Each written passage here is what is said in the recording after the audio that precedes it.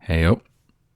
Well, it's a dark, gloomy, spooky time of year, so today I wanted to talk about one of the spooky bits of Yorkshire folklore, the Barghests of Yorkshire.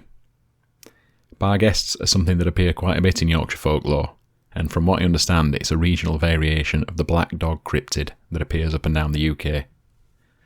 Barghests are usually described along the lines of being large black dogs with fiery eyes, and their appearance somewhere is said to often foreshadow somebody's death, similar to the role that the banshee might play in Celtic folklore. I also found references to other things that sounded very reminiscent of Celtic folklore, like the idea that Barghests can't cross running water, which makes me think that the roots of the Barghest likely go back to something really ancient. They're said to be able to disappear into thin air, and are often heard instead of seen, either thanks to the large thudding paws or the sound of jangling chains that follow them as they skulk around.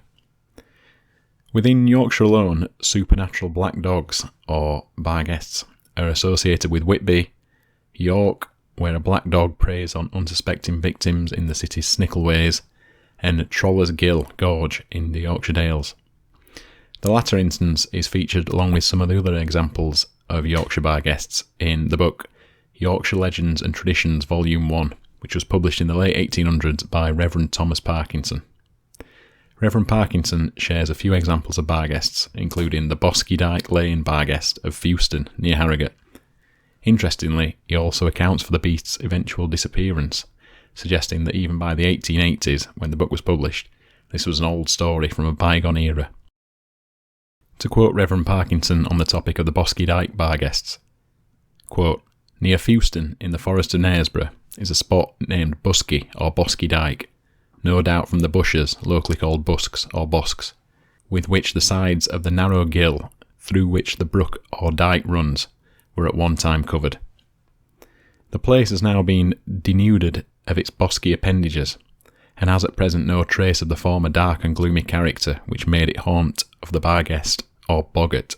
Often was he seen in days of old, promenading with noiseless step in the shade of the bushes and hedges, his long hair hanging from his sides, and his horrible eyes glaring upon the terrified wayfarer, and dragging with him his fabled chain.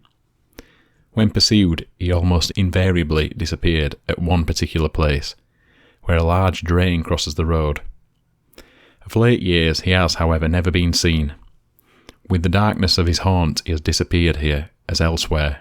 A village schoolroom was built in 1878 at the place." My favourite account of the Yorkshire Barghests in Reverend Parkinson's book is in the Grassington Barghest section. Here he references an account from the Leeds Mercury Supplement from February 1881, and I was particularly drawn to it because it features an eyewitness account with a fair bit of Yorkshire dialect. It's from the 1800s, so it feels a bit archaic, and the dialect in Grassington would be North Riding, opposed to the West Riding that I'm more familiar with. But I'll give it a read, and I'll try my best to make it as authentic as possible. So, without further ado, from the Leeds Mercury Supplement, February 1881, quote, "I'd been clock dressing at Gerston, and I'd stayed rather late, and maybe gotten a little supper spirit, but I were far from being drunk, and I knowed everything had passed. It were about 11 o'clock when I left, and I were at back at ye, and it were a grand neat. Mooing were very breet, and I never seed Railston Fell plainer in all my life. Now, you see, I were passing down Mill Loin, and I heard something come past me. Brush, brush, brush, with chains rattling all the while. But I seed nought, and thought to mysen, nah, that's a most mortal queer thing. And then I stood still and looked about me, but I seed nought at all, nobbut two stone walls on either side at Mill Loin. And then I heard this brush, brush, brush with chains. For you see, when I stood still it stopped, and then, thought I, this mun be a Barghest, at so much as said about. And I hurried on towards Woodbrig, for they say as how this Barghest can't cross a watter. But Lord, sir, when I got off at Brig, I heard same thing again. So it would either have to cross watter or gone around Springhead, only 30 miles. And then I become a valiant man, for I were a bit frightened afore, and thinks I, I'll turn and have a peep at this thing.